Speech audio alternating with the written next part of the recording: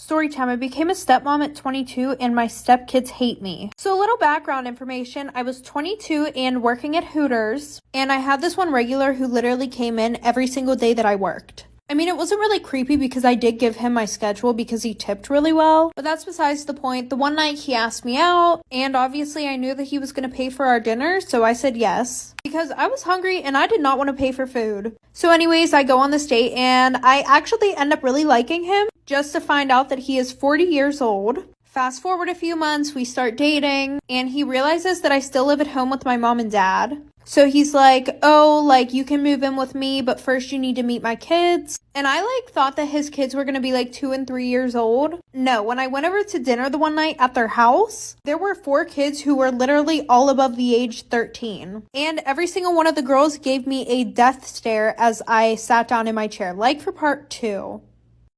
Part 2 about how I became a stepmom at 22 and my stepkids hate me. So like I said, we're all sitting down in the dining room and there's 4 kids. There's 1 boy, 3 girls. The 1 boy is 14 and all the other girls are 15, 16, and 19. And we're going to call my boyfriend James. James is like, okay, well, I'm going to go back to the kitchen and finish cooking. You guys should bond a little bit. So he leaves me alone with these little fucking roaches, and they just start firing shots at me. They're like, you're a gold digger, aren't you? Don't worry, my dad will never marry you, so you're not going to get any of his money. So after that, I told James that they need to warm up to me a little bit more before I move in. So for the next month, we would try to plan things with the kids. But anytime that I was going to be there, every single one of them would be like, we're not going, we hate her. Eventually, James just kind of said fuck it, and he asked me to marry him. So I moved in, and then a week later, we got married. His kids didn't show up to the wedding, and James had to go on a work trip. So I was moving some of my stuff into the house from the car, and the kids fucking locked me out of the house. This has all been within the span of 5 months. What should I do? Storytime. I didn't know that I was dating my best friend's brother. So a little background information. I was 17 and a junior in high school. And I know you guys are probably thinking, how the fuck didn't you know that you were dating your best friend's brother? And we're going to call my best friend Rima, and we're going to call her brother Alex. So I had met Alex whenever I was in 5th grade. We never hung out outside of school. We were more of just friends in school. But I only met Rima last year. Also, Alex was a year older than us. Well, one of the art teachers who usually taught the senior class, she just gave birth to her baby, so they decided to mix both of our classes, aka the one that Alex was in. Well, my art teacher decided to pair us all into partners and have us do an art project. So I got paired up with Alex. Fast forward, we end up liking each other and we start dating. And usually whenever Rima and I hung out, we would always hang out over my house, because she said her family was annoying, and Alex and I would only hang out during school, for part 2. Part 2 about how I didn't know that I was dating my best friend's brother. So like I said, we always hung out at my house because she never wanted to hang out at hers, but this weekend her whole family was supposed to be gone, so she wanted to throw a party. And she was like, OMG, you should definitely invite that guy that you like. Now listen, I know you guys think it's weird that she probably didn't even know that I had a boyfriend. Whenever I had talked to people that were best friends with her before, and yes, multiple best friends. This girl went through best friends like she goes through underwear. They had all said to not let her know who you like or who you're dating, because she would either try to get with them or she would get with them. And if she couldn't get with them, she would just send them nudes out of nowhere. So fast forward, I get to the party. She comes up to me. She's like, I'm so fucking annoyed. My brother's here. And then she was like, oh, did you bring the guy that you like? And I was like, no. And then I walk into the living room and I see my boyfriend. So I go over and I give him a hug and a kiss, and Rima starts screaming at me. After that, she told her brother that I bullied her so that way he would break up with me, and he did. Story time about the girl who used me to get with my guy best friend. So a little background information. I was 15 and in 9th grade. Well, at the end of summer, right before school started, this girl named Liv added me on Snapchat. And I had seen her all around school. She was very popular and a little bit stuck up. But I added her back, and then I got a call on Snapchat from her. I answer very awkwardly, and I'm like, hi? And then she was like, oh, I've seen you in a lot of this guy's pictures. Are you guys best friends? And I'm like, yeah, sort of. And she goes, have you ever thought about dating him? It was just an extremely weird, out of nowhere conversation. Anyway, so fast forward 2 weeks, I walk in the first day of school with my best friend Tommy, and Tommy and I have every single class together. For some reason, Liv thought that we were friends, and she would come and go as she pleased.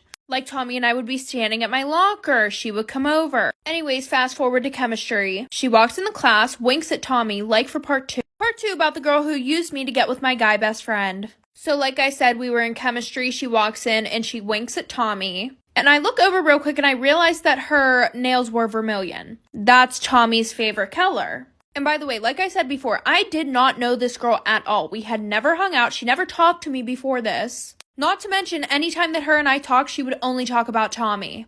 Fast forward a couple days, we're in chemistry, and somehow she got her assigned seat next to me. And she was like, hey, do you want to study for the chemistry test together? And I was kind of excited because I thought that I had a new best friend. So I said, yeah. Later on, she comes to my house. I never told her an address or anything like that, so I was very creeped out about how she knew my address. We studied for the test, and she goes, hey, do you want to hang out with Tommy and a few other guys tomorrow?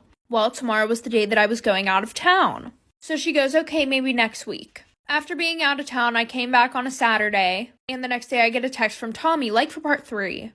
Part 3 about the girl who used me to get with my guy best friend. So like I said, she asked me if I wanted to hang out with Tommy and a few other guys. I told her that I was going out of town. When I got back from out of town, the next day I get a text from Tommy. He was flipping out on me. He said that I was talking shit about him to Liv. And apparently I said that I was happy that his mother died.